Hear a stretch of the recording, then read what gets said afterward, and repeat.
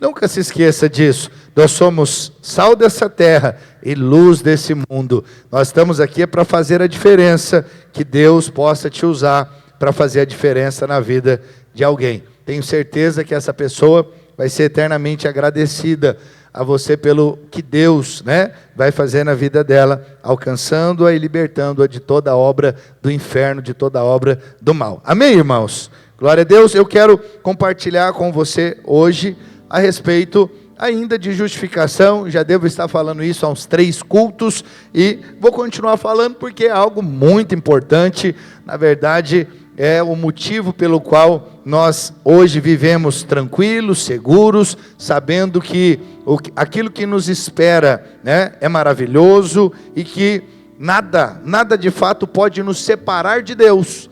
Você só pode ter a certeza de que você não será separado de Deus se você entender que foi justificado. Sem o entendimento da justificação, acredite em mim, você se torna um crente vulnerável.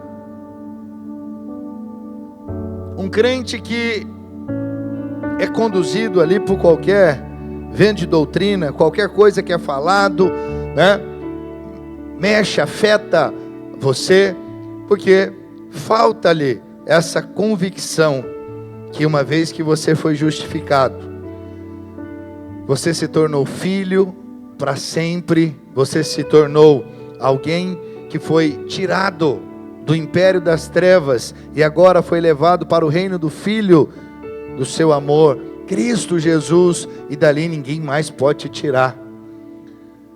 Você é alguém que, por ter recebido a justificação, agora pode ser abençoado, e não há mais impedimento para que você seja abençoado por Deus. E essa bênção não depende do que você faz, não depende daquilo que você ali faz para Deus, mas depende daquilo que Jesus, o Senhor, já fez por você lá na cruz do Calvário. O sacrifício de Jesus foi perfeito, e hoje eu quero reforçar ainda mais isso, usando ali o texto que está na carta aos Hebreus, capítulo 10, a partir do verso 11. Carta aos Hebreus, capítulo 10, do verso 11 ao verso 14, diz assim a palavra: ora, todo sacerdote se apresenta dia após dia a exercer o serviço sagrado e a oferecer muitas vezes os mesmos sacrifícios que nunca, jamais podem remover pecados. Jesus, porém, tendo oferecido para sempre um único sacrifício pelos pecados, assentou-se à destra de Deus, aguardando daí em diante até que os seus inimigos sejam postos por estrado dos seus pés. Verso 14, porque com uma única oferta aperfeiçoou para sempre quantos estão sendo santificados. Aleluia. Você pode dizer amém? O tema da nossa mensagem, como você já viu, é justificados uma vez por todas. E é isso que eu quero que você guarde no seu coração, na sua mente. Você foi justificado uma vez por todas. Não foi por um período, não foi por, ali por um tempo determinado, como era na velha aliança, que a mais duradoura ali, o mais duradouro sacrifício era de 1 ano, que era a festa da expiação, o dia de Yom Kippur. Os sacrifícios, eles aconteciam diariamente, eles não cessavam. Quando você e eu olhamos para o povo de Deus, o povo de Israel, eles conviveram com essa repetição de sacrifícios, até, na verdade, não vamos dizer até o dia de hoje, porque o templo foi destruído no ano 70, mas até ali, eles faziam sacrifícios constantes, diuturnamente. Então todas as manhãs havia sacrifícios, todas as tardes havia sacrifícios, todos os anos, no dia da expiação, o sumo sacerdote entrava no Santo dos Santos, levando sangue, o que significa que o altar nunca descansava, o fogo nunca se apagava, o sangue nunca deixava de ser derramado. Mas sabe qual era o problema? E continua sendo na vida daqueles que não entendem a justificação, é que apesar dos sacrifícios serem constantes, ininterruptos, a consciência de pecado nunca desaparecia. Sempre havia consciência de pecado. O pecado sempre era lembrado. Os sacrifícios eram repetidos porque nenhum deles conseguia resolver definitivamente o problema, como o autor de Hebreus aqui está nos mostrando. Eles funcionavam como uma sombra, uma figura, um anúncio de algo maior que ainda viria. Mas veja, não era de fato a solução do problema. O sangue de animais, ele podia ali cobrir temporariamente o pecado, mas não podia remover a culpa da consciência. Então, o ofertante fazia o seu sacrifício, apresentava a sua oferta, o sacrifício era feito, mas ele continuava consciente do pecado. Por quê? Ele teria que voltar para fazer novamente, depois de um período, outro sacrifício.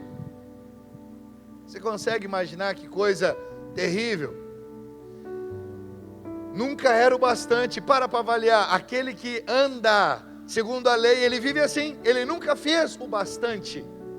Tudo que ele faz não é o suficiente. Ele sempre se sente em débito com Deus. Veja, será que essa é a vida que o Senhor estabeleceu para os seus filhos? Será que o Senhor nos chamou para vivermos assim o tempo inteiro conscientes do problema? Era assim que o povo vivia no Velho Testamento. Por quê? Porque o sacrifício tinha prazo, a cobertura precisava ser renovada, a consciência continuava sempre esperando por uma solução definitiva. Viria, mas ali não era a solução. A solução só veio quando o Senhor Jesus entrou em cena. Preste atenção, meu irmão. O Senhor Jesus não veio oferecer mais um sacrifício dentro ali de uma longa sequência de sacrifícios. Ele veio tornar todos os outros sacrifícios desnecessários. Guarde isso. Todos os outros sacrifícios, preste atenção, os de derramamento de sangue e qualquer outro sacrifício que seja ali com o intuito de te justificar, te aproximar de Deus, fazer com que Deus fique mais feliz com você. Qualquer sacrifício feito que não seja o sacrifício de Jesus, preste atenção, é desnecessário. É isso que o sacrifício de Jesus fez. Ele não veio apenas prolongar uma cobertura, ele veio remover o pecado. O pecado ele era coberto. O Senhor não veio para encobrir o pecado, o Senhor veio para remover o pecado. É isso que ele fez. Ele não veio adiar a condenação, ele veio encerrar a condenação. Ele não veio oferecer uma nova chance anual, como no dia de Yom Kippur, o dia da expiação pelos pecados. Ele veio estabelecer uma redenção eterna, eternamente salvo, redimido, lavado. Não é assim, toda vez que eu erro, o sangue precisa me lavar. Não, eu já fui lavado definitivamente pelo sangue do Cordeiro. Os irmãos estão conseguindo me ouvir bem? Estou com um pouquinho de eco aqui, mas você está me ouvindo bem? Sem eco? Por isso o autor aos Hebreus, capítulo 10, aqui no capítulo 10, ele não está falando apenas de um texto sobre sacrifícios. Aqui, meu irmão, minha irmã, é uma declaração de liberdade para todos aqueles que ainda vivem como se a cruz precisasse ser completada. Você conhece alguém que vive assim? Jesus morreu por mim na cruz, mas eu preciso ainda fazer algo. Cristo morreu na cruz, mas tem a minha parte, né, pastor? Eu já falei sobre isso nos cultos anteriores. Não tem a sua parte, não tem a minha parte. O que Cristo fez foi o bastante e foi definitivo. Você e eu só precisamos crer no que Ele fez. O fato de nós crermos no que Ele fez vai nos levar a fazer muitas coisas diante de Deus, mas não para sermos justificados, mas porque fomos justificados. Tudo que eu faço, pregar o evangelho, orar, jejuar, fazer boas ações, ser alguém piedoso, tudo isso é fruto de alguém que recebeu a justificação, não algo feito para ser justificado. Os irmãos estão me acompanhando, amém? Então qual que é a mensagem do evangelho? É uma, em Cristo, fomos justificados uma vez por todas. Não é pelo que você fez, não é por uma sequência de rituais, não é pela capacidade de manter uma performance religiosa. Nós somos justificados pela oferta perfeita do corpo de Jesus, amém? Não sei se você já observou, tirando o cristianismo, todas as religiões exigem sacrifício. Não, pastor, espera lá, o cristianismo também exige, é verdade, até o cristianismo, só que o que você precisa entender é que o sacrifício já foi feito. As outras religiões, o sacrifício precisa ser constantemente feito. Você está entendendo? Você vai ver nas religiões africanas, de origem africana, tem que estar ali sempre fazendo sacrifício, tem todo um ritual. Todas as religiões você vai ver, exige-se um ritual. Se esses rituais não forem feitos, você não pode receber aquilo que está sendo prometido. Mas preste atenção, esse sacrifício, quando falamos do cristianismo, esse sacrifício já foi feito há mais de 2000 anos lá na cruz pelo próprio Deus. O sangue já foi derramado. Os irmãos estão entendendo? E qualquer outro sacrifício hoje se torna desnecessário. Não pode haver. Nenhum crente deve praticar um sacrifício com o intuito de ser recomendado a Deus, com o intuito de ser abençoado por Deus. Por isso, em primeiro lugar, eu quero mostrar para você que os antigos sacrifícios nunca poderiam aperfeiçoar a consciência. O escritor aqui aos Hebreus, ele começa apresentando uma verdade fundamental. Que verdade? Verdade que a lei possuía apenas a sombra das coisas que viriam. Você entende quando eu falo isso, sombra daquilo que vai ainda se manifestar? O Velho Testamento, tudo que você vai observar no Velho Testamento é uma sombra de uma realidade que se manifesta no Novo Testamento. Então preste atenção, todos esses sacrifícios são sombra de algo que viria. O que viria? Cristo Jesus. Aquele sangue derramado apontava para o sangue de Cristo, mas não era o sangue de Cristo. Aquele animal que era imolado, morto, apontava para Cristo, mas não era Cristo, era uma sombra. Os irmãos estão entendendo? Então, sombra, ela aponta para uma realidade, mas não é a própria realidade. Ela revela um contorno, mas ela não possui substância. Se você olhar para a sua sombra, você vai ver, ela revela um contorno, mas não tem substância. Não há substância. Veja, é porque é uma sombra. Então, os sacrifícios do Antigo Testamento, eles apontavam para Cristo, mas não eram Cristo. E aí, é por isso que o autor aos Hebreus está dizendo que esses mesmos sacrifícios precisavam ser repetidos continuamente. Por que tem que ser feito continuamente? Porque eles tinham prazo de validade. Eles não eram suficientes para perdoar pecados, muito menos para aperfeiçoar a consciência. Ou melhor, não aperfeiçoava a consciência. A consciência dos ofertantes continuava sempre se lembrando: eu sou pecador, eu pequei, há pecado na minha vida, eu preciso ser perdoado constantemente. Ou seja, eles nunca tinham paz. Olha lá, vamos voltar um pouquinho, capítulo 10 de Hebreus, só que agora verso 1. Ora, visto que a lei tem sombra dos bens vindouros, não a imagem real das coisas, nunca jamais pode tornar perfeitos os ofertantes, com os mesmos sacrifícios que, ano após ano, perpetuamente eles oferecem. Olha que coisa extraordinária, olha o que o autor aos Hebreus está dizendo aqui no verso 1. O que ele está dizendo? Olha, a repetição desses sacrifícios prova uma coisa: a insuficiência deles. Os irmãos estão entendendo? Ou seja, matou o bode, matou a ovelha, o cabrito, o boi, a rolinha, a pombinha, matou, mas não é o bastante. Isso se fazia constantemente, cada um de acordo com a sua posse. O pobre apresentava uma pombinha, uma rolinha, a pessoa mais abastada vinha ali com um touro, uma ovelha, mas não resolvia para sempre, era por tempo determinado, havia prazo.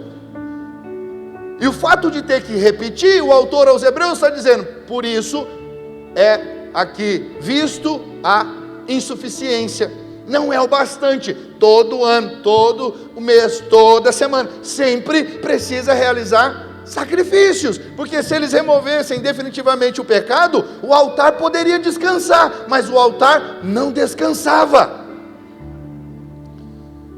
Eu fico imaginando o lugar onde o sumo sacerdote ficava, ou os sacerdotes trabalhavam, que era nessa parte do sacrifício do holocausto. Irmãos, era um local terrível. Se você já foi em algum abatedouro de boi, você vai ver o cheiro terrível. E não é todo abatedouro que abate boi todo dia, porque haja boi para bater todo dia. Agora, os sacrifícios eram diariamente, dioturnamente. Saía um sacerdote, entrava outro. Detalhe, não tinha cadeira ali para eles, porque eles não podiam se assentar. Por quê? Porque a obra nunca terminava, sempre tinha um sacrifício, sempre tinha um ritual, sempre era necessário fazer ali um sacrifício. Então eles não descansavam. E aquele lugar era fético, era terrível, você imagina. O autor aos Hebreus, no verso 2, ele segue dizendo: doutra sorte, não teriam cessado de ser oferecidos, porquanto os que prestam culto, tendo sido purificados uma vez por todas, não mais teriam consciência de pecados? Ele está dizendo, olha, se eles têm consciência de pecados, é por quê? Porque não é o suficiente esse sacrifício. Ele não traz aperfeiçoamento de consciência. A consciência continua lembrando do pecado. Então preste atenção, o grande problema não era apenas o pecado registrado, era a consciência continuamente marcada por culpa, por medo, por condenação. Ô meu irmão, não sei se você sabe, eu tenho certeza, claro que você sabe, você tem essa experiência de condenação, quando você erra, quando você peca, e você fica mal, e aquilo ali fica gerando em você esse sentimento de condenado, de alguém culpado, e aquilo te deixa muito mal. Preste atenção, eles faziam as suas ofertas, os sacrifícios eram feitos, e eles continuavam com essa consciência aí. Não, daqui um ano eu tenho que voltar, eu tenho que ir lá em Jerusalém e apresentar outra oferta. Isso pela culpa. Mas durante todas as vezes que eles erravam e pecavam, o que eles tinham que fazer? Apresentar. Ah, Jesus, que vida! Eu falo, Deus, obrigado porque eu nasci na dispensação da nova aliança. Você já pensou se você tivesse nascido nessa dispensação? Toda vez que você pecasse, você tinha que apresentar uma oferta, um sacrifício no templo, diante do sacerdote. Tem irmão aí que ia ter um estoque de rolinha, estoque de touro. Falei, isso aqui eu já vou deixar no gatilho. Meu irmão vai jogar bola, ele fala, puxa, na bola eu já sei que eu vou estourar meu estoque, vou consumir meu estoque. Tem irmão que não se segura na bola, né? O N lá, ó. Irmão xinga o passarinho do outro, quer sair no braço com outro irmão. Graças a Deus isso não acontece no nosso futebol da videira, mas acontece em alguns outros futebol, em alguns outros lugares. Veja, futebol, e tentando, eu estou falando só de um detalhe, uma coisa. Agora você imagina uma vida toda do camarada, se ele não está olhando para Cristo, para o Senhor, e o que nos dá de fato provisão para não pecar, é o fato de nós termos o Espírito Santo em nós, é o fato de nós termos recebido a Cristo como Senhor e Salvador. Nós vivemos numa dispensação que nós temos provisão para não pecar.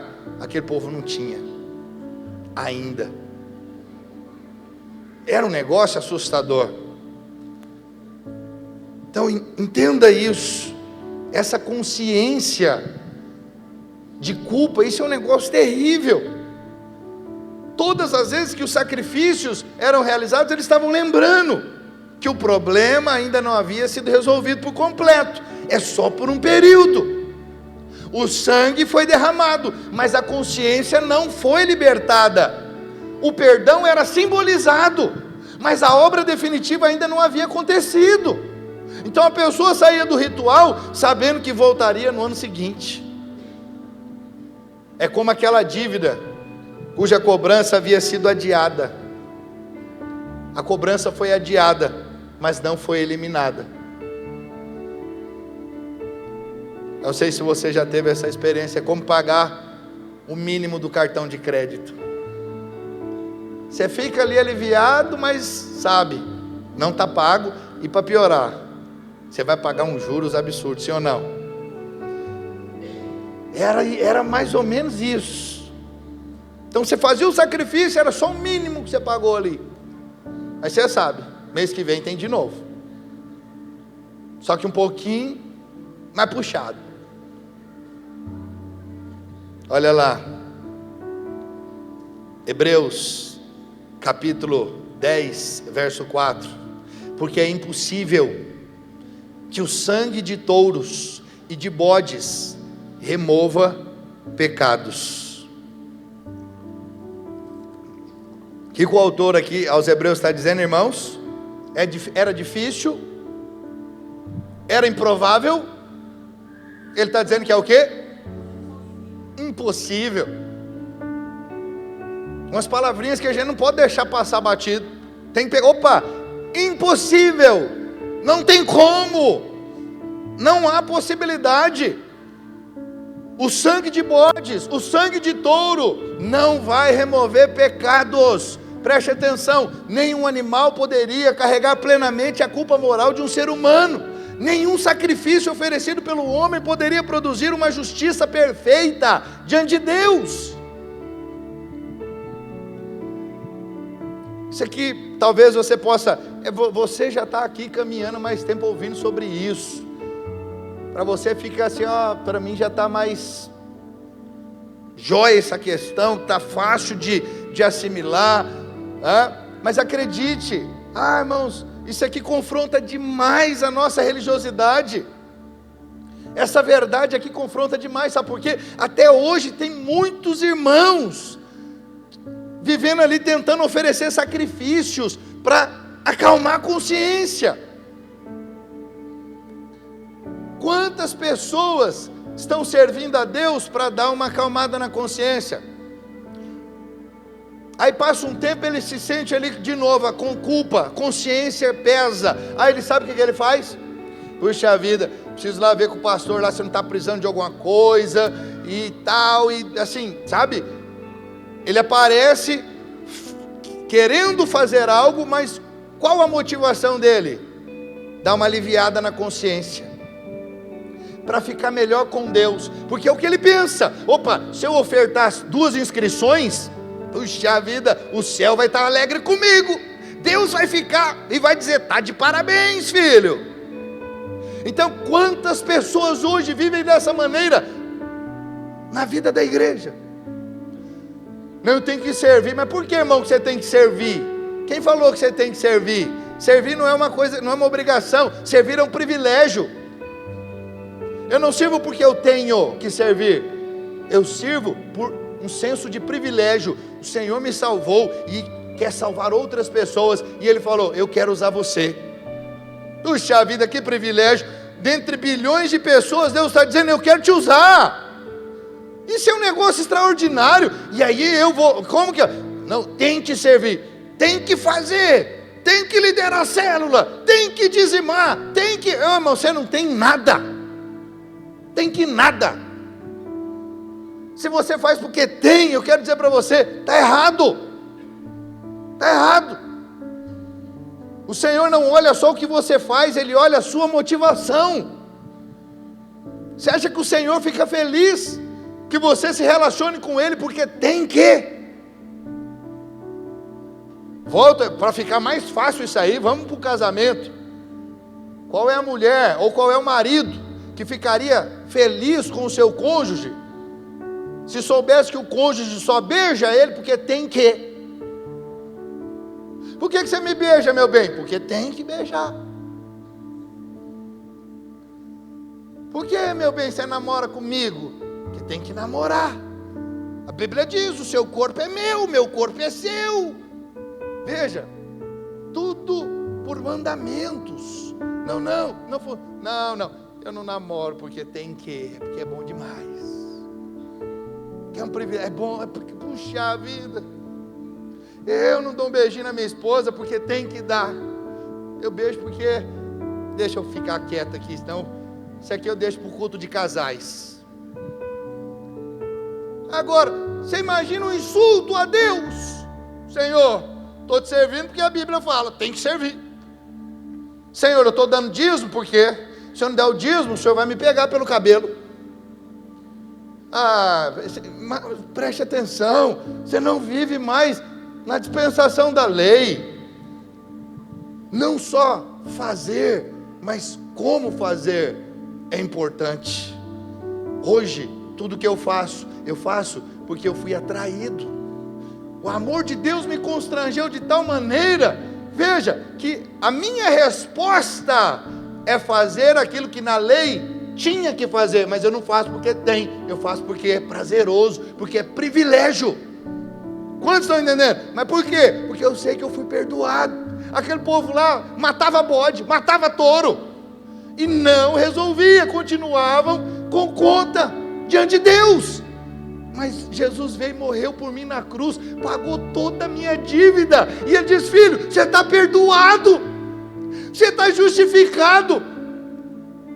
Não importa o que você fez ou deixou de fazer, você é meu filho amado, e você vai estar comigo eternamente. Veja, só por eu saber disso, isso me faz querer servir a Deus, isso me atrai, e eu não faço porque eu tenho. Os irmãos estão entendendo? Quantos estão entendendo o que eu estou dizendo? Diga amém. Sabe o que te leva a viver dessa maneira? Quando você entende que foi justificado de uma vez para sempre. Foi justificado uma vez para sempre. Você não deve ficar buscando a justificação, servindo no encontro, servindo no prédio, no culto, servindo de qualquer forma que você serve. Não, sirva simplesmente porque você foi atraído, porque você sabe que foi perdoado, e você sabe que essa obra é séria, importante, e o Senhor quer te usar para alcançar outras pessoas que estão perdidas e mortas em seus pecados e delitos. Você pode dizer amém de verdade? Percebe como essa verdade confronta a nossa religiosidade? Pessoas que fazem muitas coisas apenas para tentar silenciar a culpa, contribuem para sentir que merecem alguma coisa. Eu vou fazer algo para sentir que eu mereço, para merecer algo diante de Deus.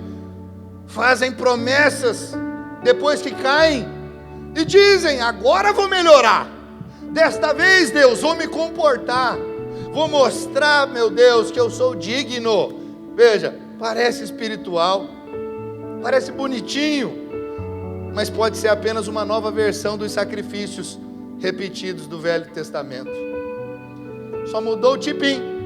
Você só não mata bode, só não mata boi, mas você se autoflagela, porque para você é um flagelo, é se flagelar. É um sacrifício, Vina, a oração do encontro. Veja, só mudou o modelinho do sacrifício. Percebe? Para alguns é sacrifício, para outros é privilégio. Tudo depende como você enxerga a justificação. Se você entende o que é justificação, você sabe, é privilégio. Do contrário, você fica achando que ainda Deus tem alguma dívida com você, que você fez algo que faz com que Ele tenha entrado em débito com você. Os irmãos me acompanham, amém? Então, pode parecer espiritual, mas acredite, vai completamente na contramão do que o Senhor nos ensinou. E aí a pessoa vai, faz de novo, outro voto de sacrifício, aí cai e falha, e recomeça o processo. Lembrou o Velho Testamento? Lembrou o sacrifício? O altar nunca descansa, nunca descansava, e as pessoas hoje continuam fazendo a mesma coisa, nunca descansa, está o tempo inteiro, vou fazer esse voto, faz, aí caiu, faz de novo, recomeça o processo, e assim vai. A pessoa nunca se sente aceita, nunca acredita que a obra foi concluída de fato, vive como se Jesus tivesse feito a primeira parte, e agora ela precisa terminar o restante. Eu falei isso domingo passado. Entenda, querido, o Evangelho não é uma parceria entre a obra perfeita de Cristo e nosso esforço imperfeito. A justificação não é 50% Jesus e 50% você. A obra foi realizada por completo. Não tem esse negócio de sacrifício humano que possa aperfeiçoar nossa consciência. Não existe penitência que possa acrescentar alguma coisa à cruz. Não existe, meu irmão, desempenho capaz de produzir aquilo que somente o sangue de Cristo poderia realizar. Acredite no que eu vou te dizer. Quando nós tentamos pagar aquilo que Cristo já pagou, nós transformamos gratidão em dívida e descanso em religiosidade. Apenas seja grato, apenas descanse, é isso que o Senhor nos chama para fazer. Então esse é o primeiro passo para viver em liberdade, é parar de confiar nos sacrifícios que fazemos e descansar no sacrifício que Jesus fez. Você pode dizer amém? Segunda coisa que você precisa entender é que Jesus ofereceu o único sacrifício que Deus aceitou como definitivo. O único sacrifício que Deus aceitou como definitivo foi o sacrifício de Cristo. E aqui, olha que maravilha, o texto muda completamente de direção. Primeiro ele está falando da insuficiência dos sacrifícios que eram feitos diariamente, semanalmente, mensalmente, anualmente no templo. Mas agora ele vem aqui para mostrar o que? A suficiência de Cristo. Isso não é extraordinário? Jesus, meu irmão, não ofereceu um animal, Ele ofereceu a si mesmo. Ele é o Cordeiro que tira o pecado do mundo. Que João Batista viu e falou: eis o Cordeiro que tira o pecado do mundo. Eu não sou digno nem de desatar as correias da sandália. Jesus não trouxe sangue de outro, Ele derramou o próprio sangue. Hebreus capítulo 10, verso 10 diz: nessa vontade é que temos sido santificados, mediante a oferta do corpo de Jesus Cristo, uma vez por todas. Preste atenção, Ele não entrou em um santuário terreno apenas para repetir um ritual. Ele entrou na presença de Deus levando uma oferta perfeita. Então o autor de Hebreus aqui, ele declara que nós somos justificados pela oferta do corpo de Jesus Cristo, uma vez por todas. Isso aqui precisa, querido, entrar profundamente no nosso coração. Fala aí para você mesmo, uma vez por todas. Uma vez por todas. Esse sacrifício foi feito uma vez por todas. Não precisa fazer mais nada pela sua justificação. Você foi justificado e ponto. Uma vez por todas. Não é uma vez por ano. Não é até o próximo pecado. Não é enquanto conseguirmos manter um bom comportamento. É uma vez por todas. Aleluia. E o texto continua, verso 11 e 12. Ora, todo sacerdote se apresenta dia após dia a exercer o serviço sagrado e a oferecer muitas vezes os mesmos sacrifícios que nunca, jamais podem remover pecados. Jesus, porém, tendo oferecido para sempre um único sacrifício pelos pecados, assentou-se à destra de Deus. Aleluia! Veja, os sacerdotes permaneciam em pé. O que Jesus fez depois que ele disse está consumado? Ele se assentou. Se assentou. Essa é a diferença, sabe, poderosa. É muito grande essa diferença do sumo sacerdote Jesus para o sumo sacerdote do Velho Testamento. Porque aquele lá do Velho Testamento não podia se assentar. O móvel cadeira não fazia parte daquele lugar. Mas a Bíblia diz que o Senhor, depois de ter realizado esse sacrifício, ele se assentou à destra de Deus Pai. Por que ele se assentou? Porque está concluído. O que era necessário para a minha e a sua justificação está feito. Finish. Imagina que coisa extraordinária. O sacerdote do Velho Testamento nunca descansava. Sempre havia outro sacrifício, outra oferta, outro ritual. Mas Jesus assentou porque a obra estava concluída. Preste atenção, meu irmão. Na cruz ele não declarou, está quase terminado. Ele não disse, agora vocês precisam completar. Ele declarou, está consumado. Aquele que se assentou, preste atenção, ele não abandonou a obra pela metade. Ele assentou-se porque nada mais precisava ser acrescentado ao sacrifício. Isso é maravilhoso. Mas por que, pastor, tanta gente ainda vivendo dessa maneira, querendo oferecer sacrifícios? Simples. Porque ainda estão vivendo debaixo da lei. São legalistas. Preste atenção, Jesus não está oferecendo-se novamente cada vez que pecamos. Seu único sacrifício atravessou o tempo. Ele alcançou o nosso passado, o nosso presente e nosso futuro. Muita gente fala, pastor, que loucura falar um negócio desse. Que o sangue de Jesus, o perdão que o Senhor nos concedeu, foi o perdão dos nossos pecados passados, presente e futuro. Puxa vida, mas qual a dificuldade de aceitar essa verdade da palavra? Está escrito.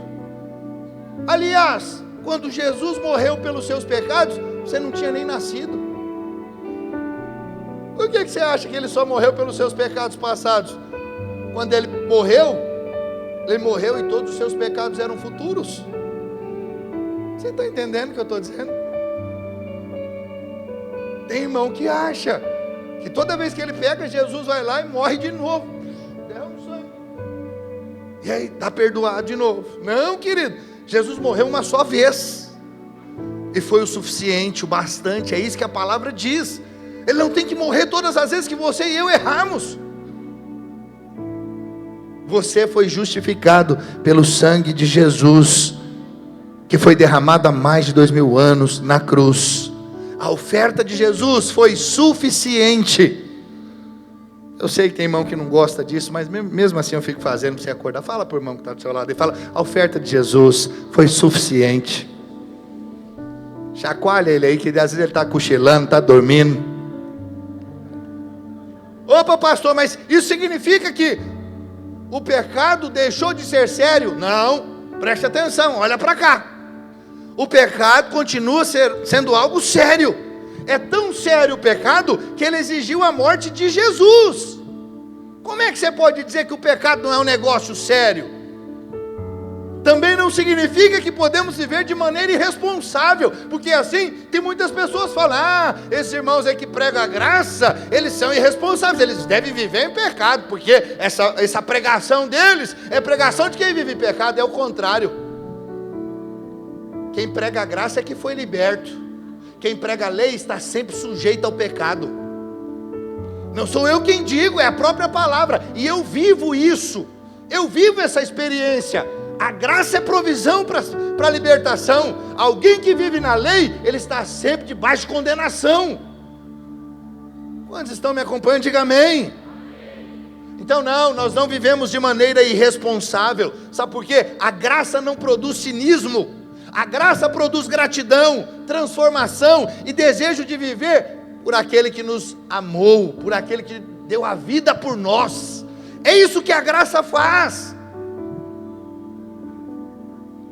Eu fico olhando, Jesus, irmãos, eu fico olhando, nós somos a igreja que prega a graça. Eu sou um pregador da graça. E veja, nós somos alguém, somos pessoas como igreja, nós não paramos. Como alguém pode dizer que a graça faz as pessoas ficarem de braços cruzados? É o contrário, por causa da graça nós trabalhamos muito. Muito, por quê? Porque essa graça nos atrai. Puxa, como é que não dá para você olhar e falar assim, em 25 anos, essa igreja videira, são mais de 1.400 igrejas, em mais de 40 países. Como que um negócio desse é possível? Se não pela graça. E como que isso é possível? Sem trabalho, obreiro Breno. É possível chegar a 1.400 igrejas, em mais de 40 países, sem trabalhar? Sabe por quê? Chegamos aonde chegamos? Tem muito trabalho. E sabe o que fez a gente trabalhar? A graça. É o que o apóstolo Paulo disse: trabalhei mais que os demais, e não fui eu, foi a graça de Deus em mim. Graça não te faz ficar de bracinho cruzado. Graça não te faz ficar ali andando no pecado e flertando com o pecado. Não, graça te liberta do pecado. Graça te atrai, faz, puxa vida, eu quero abençoar mais pessoas. Eu quero que outras pessoas recebam esta graça maravilhosa que eu recebi. Veja, é isso que essa segurança da justificação faz. Não é como alguns dizem, é autorização para pecar. Não, é a força para vencer o pecado. A segurança da justificação me dá provisão para vencer o pecado. Você entende isso? Preste atenção. Enquanto a lei, a condenação diz, você caiu, portanto Deus rejeitou você. Mas a graça diz o contrário, você pertence a Cristo, portanto levante-se e volte a caminhar. Erga a cabeça, preste atenção, a culpa mantém pessoas caídas. A justiça recebida em Cristo as chama de volta para a sua identidade. Foi isso que vimos na mulher que sofria com fluxo de sangue. Pela lei, como ela devia viver? Excluída, rejeitada. Você não pode pertencer a Deus porque você é impura. E essa impureza dela devia passar para Jesus. Contudo, o que aconteceu? Foi o contrário. A pureza de Jesus é que passou para ela. Preste atenção, o que é isso, pastor? É a justiça de Cristo, que é mais forte do que a minha e a sua impureza. A vida que estava em Jesus venceu a morte que operava naquela mulher. Isso chama-se, sabe o que? Justificação. Não é nossa impureza contaminando Cristo para sempre, é a justiça de Cristo nos alcançando por completo. Então na cruz, Jesus se tornou nosso substituto. Ele recebeu aquilo que era nosso, para que recebêssemos aquilo que era dele. Você entende isso? Jesus tomou a nossa culpa, Ele entregou-nos a sua justiça. O Senhor recebeu a nossa condenação e deu-nos a sua paz. Ele entrou na nossa morte e introduziu-nos na sua vida. É isso que Jesus fez. Ele é o seu, é o meu, é o nosso substituto. Na cruz, Jesus não apenas melhorou a nossa situação diante de Deus, preste atenção, meu irmão, Ele mudou completamente a nossa condição. Antes, quem que nós éramos? Culpados. Agora nós somos o quê? Justificados. Antes nós éramos distantes, agora nós fomos o quê? Reconciliados. Antes nós éramos condenados, Eduardo, agora nós estamos em paz com Deus. Essa é a verdade do Evangelho. Nós não estamos esperando aqui para descobrir se Deus aceitará o sacrifício. Preste atenção, como eu sei que Deus aceitou o sacrifício? A ressurreição é a declaração que o sacrifício foi aceito. Jesus saiu do túmulo, o verdadeiro sumo sacerdote voltou da morte, a ressurreição está anunciando, o sacrifício foi feito, a dívida foi paga, o pecado foi removido, a vida venceu. E é isso que nós celebramos hoje. Nós não precisamos mais viver esperando alguém levantar as mãos e dizer que o perdão foi renovado por mais um ano. Não.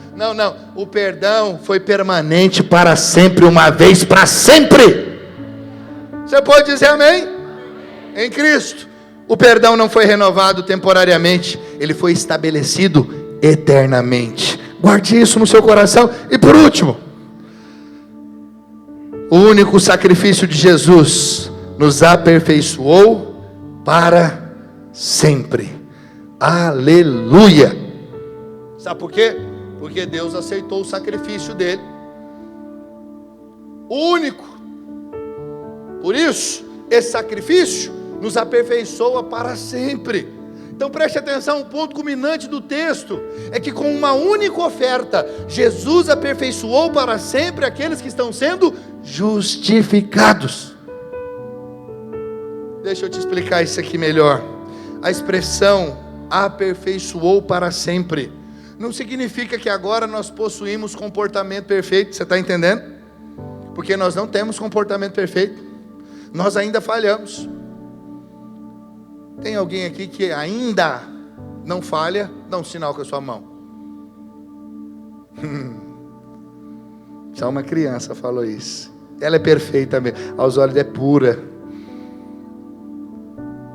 Mas todos nós falhamos, certo? Apesar de falharmos.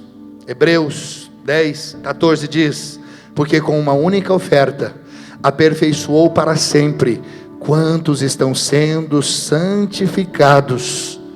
Preste atenção, não significa que nunca falhamos, que nunca seremos tentados, ou que não precisamos crescer, nada disso.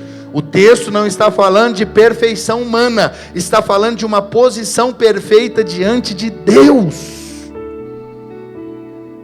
Diante de Deus, você tem essa posição de justo, você não precisa fazer mais nada para ter essa posição. Deus olha para você e te vê ali, justo, perfeito, aperfeiçoado. E isso foi feito de uma vez para sempre, não é algo que fica sendo feito dia após dia. Aconteceu no dia em que você recebeu a salvação, foi como assim um clique, no instante, quando você recebeu a salvação, você foi justificado.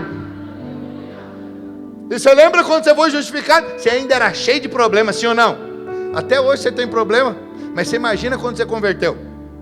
Quando você converteu, tem um monte de coisa, você fala, meu Deus, isso aqui eu tenho que abandonar, isso aqui eu tenho que deixar para lá. As mulheres, elas olham para o guarda-roupa dela, vou ter que renovar meu guarda-roupa, que essas roupas aqui não são mais apropriadas para uma mulher de Deus. E olha que nós não somos de usos e costumes, mas tem coisa que não tem jeito, né? Que não dá certo. E assim você olha por quê? Porque você ainda tem falhas, você precisa ajustar coisas na sua vida. Mas quanto à justificação, você foi justificado naquele instante. Como clicar ali do interruptor da lâmpada, bum, você ligou, ela acende a luz e as trevas se dissipam imediatamente. Foi assim quando você foi salvo, imediatamente toda a treva saiu e você foi justificado. Você pode dizer aleluia? Então em Cristo nós fomos perfeitamente justificados. Mas preste atenção, a nossa santificação ainda está acontecendo em nossa experiência, mas nossa aceitação diante do Pai já foi definida pela obra de Jesus. Você entende isso? Não sei se alguém se lembra, eu já ministrei sobre isso, que diz respeito a estado e posição. É isso aqui que o autor de Hebreus está dizendo. Aperfeiçoado, posição. Estou ainda sendo santificado, estado. Se você não lembra dessa pregação, busca lá, deve ter lá no YouTube lá. Se não tem qualquer hora dessa, eu vou ministrar de novo. O nosso estado, ele é flutuante. Ora eu estou legal, estou animado, estou feliz. Ora eu estou triste, acabrunhado, chateado. Estou querendo conversa com ninguém. Entendeu? Ora eu estou muito motivado, ora eu estou para baixo, borocochô. Isso fala do quê? Estado flutuante, mas posição, eu sou sempre mais do que vencedor. Posição, eu sou filho. Posição, eu sou campeão. Posição, eu fui justificado. Posição, o Senhor me ama e nada pode me separar do amor dele. Isso é posição. Essa posição já está resolvida. É isso que o autor de Hebreus está dizendo. E olha a beleza aqui do versículo: aperfeiçoou para sempre os que estão sendo santificados. Preste atenção, existe algo concluído e existe algo em processo. É isso que eu já te falei. O que está concluído? A minha posição. Pum. E o que está em processo? O meu estado, a minha santificação. O Senhor está trabalhando. A minha alma, ela passa pelo processo de transformação até a volta de Jesus, até que eu morra. E eu posso dizer, e creio, até se eu morrer ainda com pendência, para isso tem o milênio, para isso tem a disciplina. Você entende? Porque a obra que o Senhor começou, Ele é fiel para concluir. Você não vai entrar torto lá não. Como diz, pau que nasce torto, morre torto. Pau que nasce torto, o carpinteiro de Nazaré vai corrigir. Nem que ele precise usar o milênio, mas vai corrigir. O que ele começou, ele vai terminar. Você pode dizer amém? Então guarde isso no seu coração. Nossa condição diante de Deus é definitiva, mas o nosso comportamento está sendo transformado. E é isso que a religiosidade confunde. Ela confunde essas duas coisas. A que está definida e a que está em processo. E aí como que eles pensam? Eu falho ainda, eu erro. Já que eu erro, eu ainda não sou visto por Deus como justo. Você está entendendo? Se eu falho, significa que eu não sou justo. Não, querido. A sua falha está ligada ao que é o processo de santificação. Mas você é justo simplesmente pela obra do Calvário, que foi realizada na cruz. Esse processo já está concluído. Quantos estão entendendo? Diga amém. Aleluia. Tire esse discurso: se tenho fraqueza, então Deus não pode me considerar justo. Não, você não é justo pelo que fez. Você é justo pela cruz, pelo sangue de Cristo. Não é performance. Não é o que você pode fazer para Deus, quanto você pode ofertar para Deus, quanto tempo você pode se dedicar a Deus. Não, nada disso. A sua justificação já foi definida por aquilo que o Senhor Jesus fez na cruz. Oh, meu irmão, se você crê nisso, diga amém, diga amém, diga amém. Você ainda está sendo transformado, mas você já foi aceito. Você está amadurecendo, mas já pertence à família. Você ainda enfrenta batalhas, mas não luta para conquistar uma posição. Essa posição já foi garantida por Jesus. Você luta a partir de uma posição que recebeu pela graça. Essa verdade muda a consciência. Deixa a sua consciência em paz. Oh meu Deus, é isso que o Senhor está dizendo. É isso que muda. É isso que aperfeiçoa a consciência. É saber que o que Cristo fez aperfeiçoa a sua consciência. Olha o que a consciência do pecado diz: sou apenas um pecador tentando aproximar-me de Deus. Já viu isso? Sou um pecador, mas estou tentando, estou batalhando para ser uma pessoa melhor. Esse é o discurso, mas preste atenção. A consciência da justiça diz: fui justificado e agora posso viver na presença de Deus. Essa é a consciência de quem foi justificado. A consciência do pecado está olhando constantemente para a falha, enquanto a consciência da justiça olha constantemente para Jesus. É Ele, é por Ele, é para Ele. Sem Ele nada disso teria acontecido. Preste atenção, isso não é ignorar o pecado, é colocar o pecado no lugar correto, debaixo da obra consumada de Cristo. Quando erramos, o que nós fazemos? Reconhecemos. Quando pecamos, o que nós fazemos? Confessamos. Quando caímos, o que fazemos? Recebemos graça para se levantar.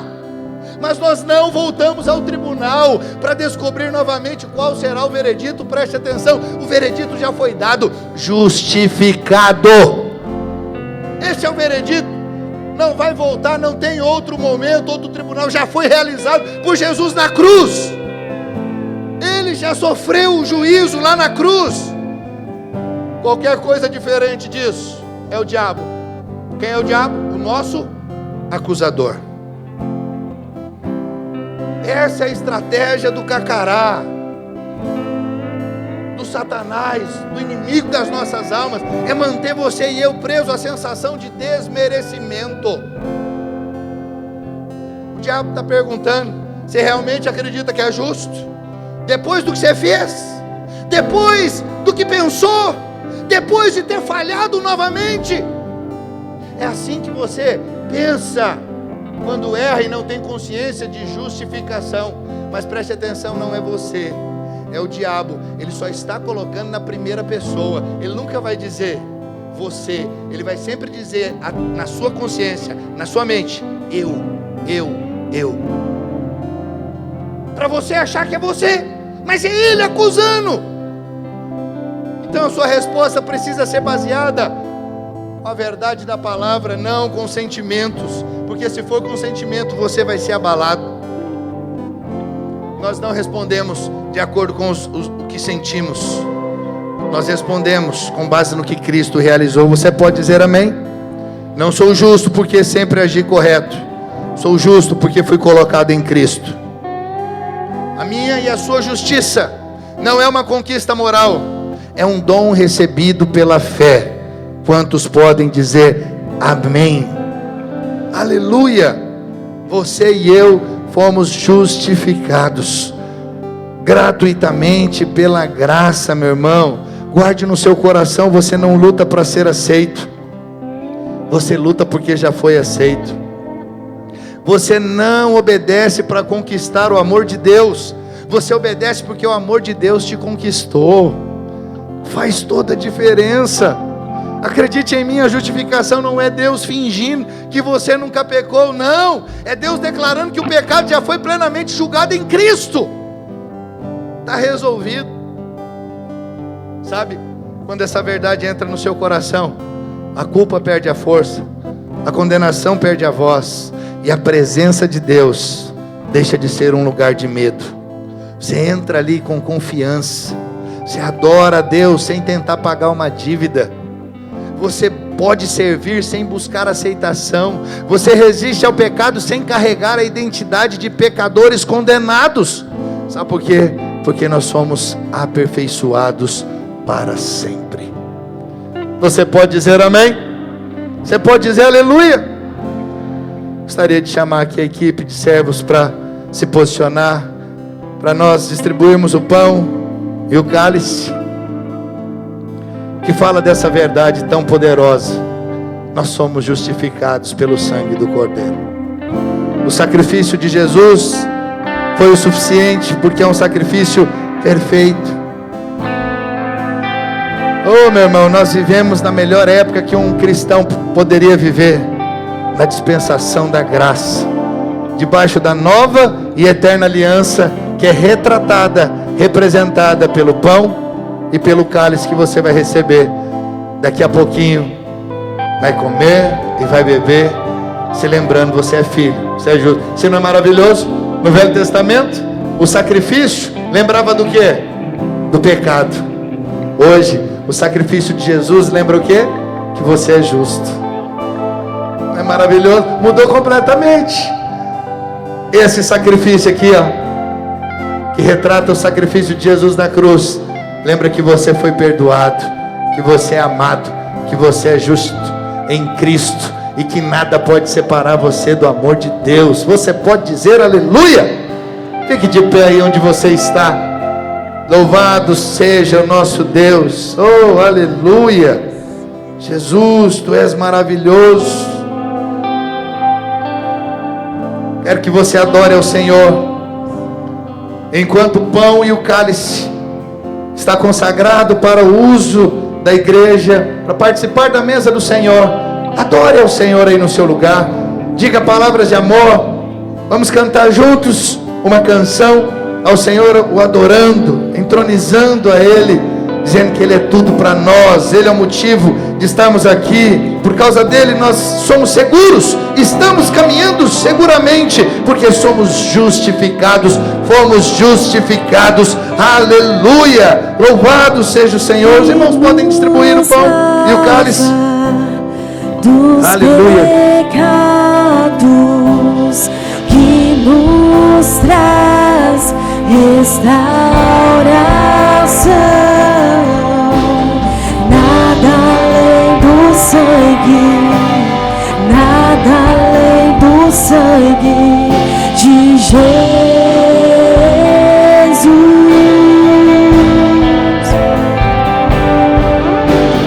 que nos faz brancos como a neve, aceitos como amigos de Deus. Nada além do sangue, nada além do sangue de Jesus.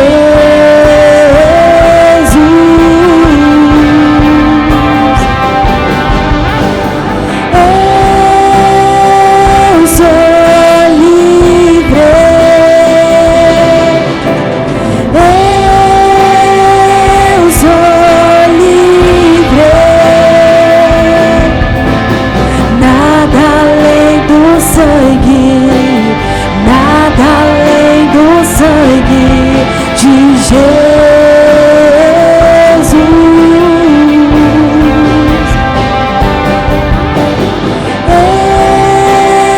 Eu sou livre,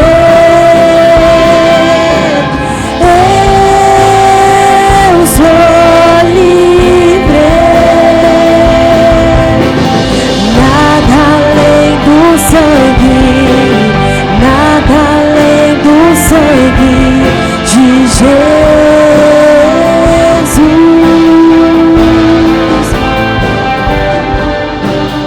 que nos lava dos pecados, que nos traz restauração. Nada além do sangue, nada além do sangue de Jesus,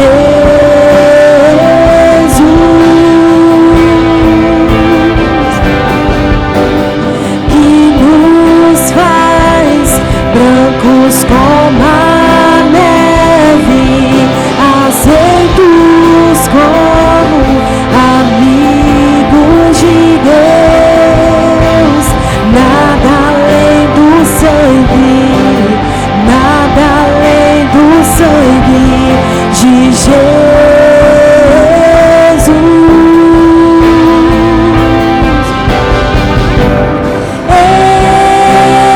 Eu sou livre,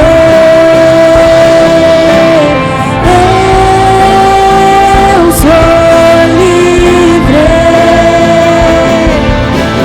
Nada além do sangue, nada além do sangue de Jesus, porque Ele vive. Posso crer no amanhã, porque Ele vive. Temor não há, mas eu bem sei, eu sei que a minha vida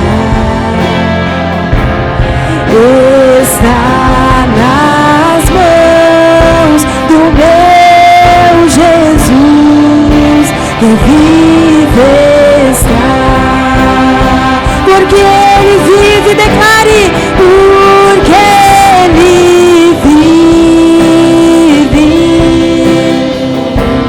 Posso crer no amanhã,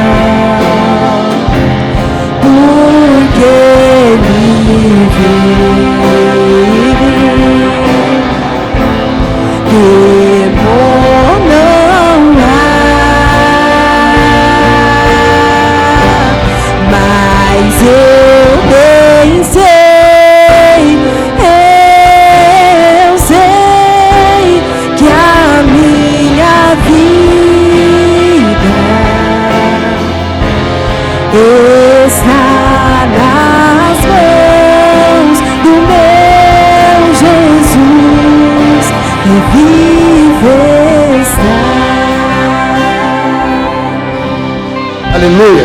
Glória a Deus.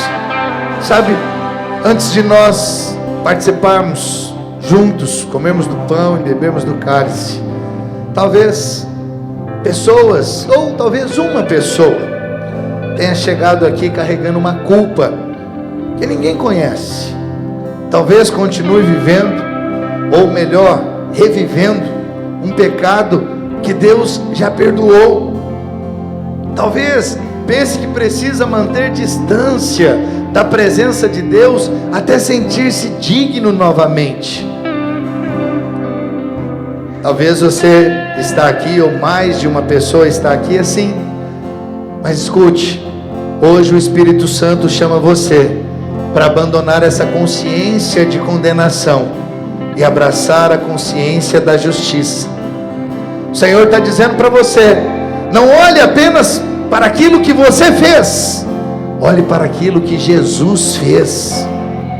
O Senhor está dizendo: não meça a sua aceitação por seus sentimentos, mas meça a sua aceitação pelo sangue.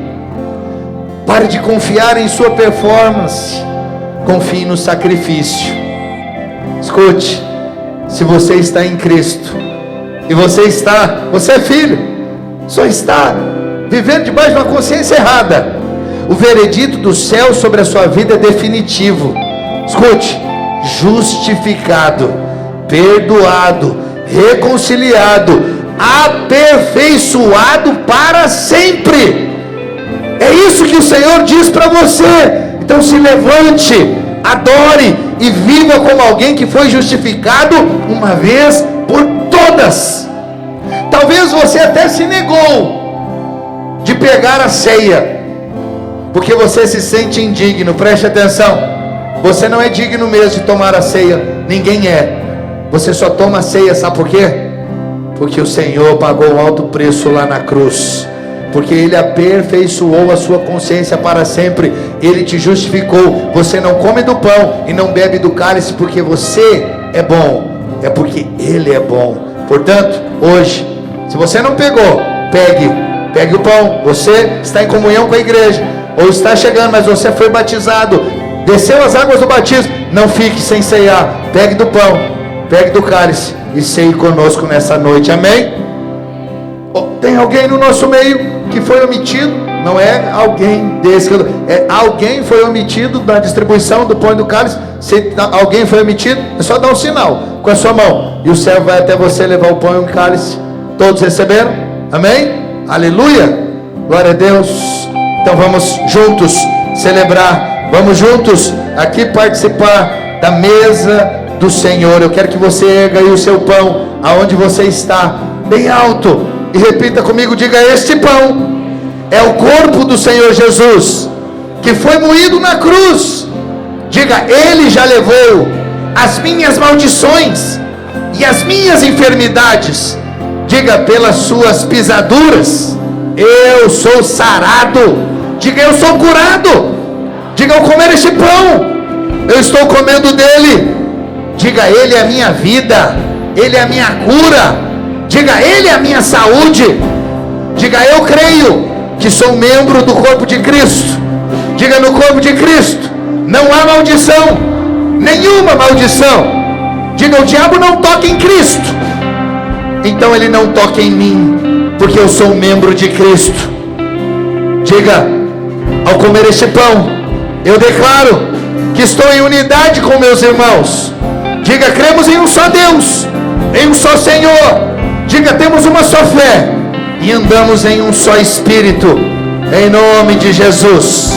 Aleluia. Pegue o cálice agora aí onde você está e erga ele bem alto e diga: este cálice é a nova aliança no sangue de Cristo. Diga: por este sangue que eu fui lavado, perdoado, purificado, santificado e justificado. Diga: por este sangue eu fui comprado, não sou mais meu. Diga: eu tenho um dono, ele me comprou por preço de sangue. Diga: por este sangue eu piso agora na cabeça do acusador, e eu declaro que sobre mim não há nenhuma condenação. porque eu fui justificado pelo sangue do Cordeiro. Diga, ele se fez pecado para que eu fosse feito justiça de Deus. Diga, ele tomou a coroa de espinhos para me dar a coroa da glória. Diga, ele se fez pobre para que nele eu fosse enriquecido. Diga, ele se fez filho do homem para que hoje eu seja feito filho de Deus. Você pode dizer aleluia? Você pode dizer amém? Então coma do pão, beba do cálice, crendo nessas verdades.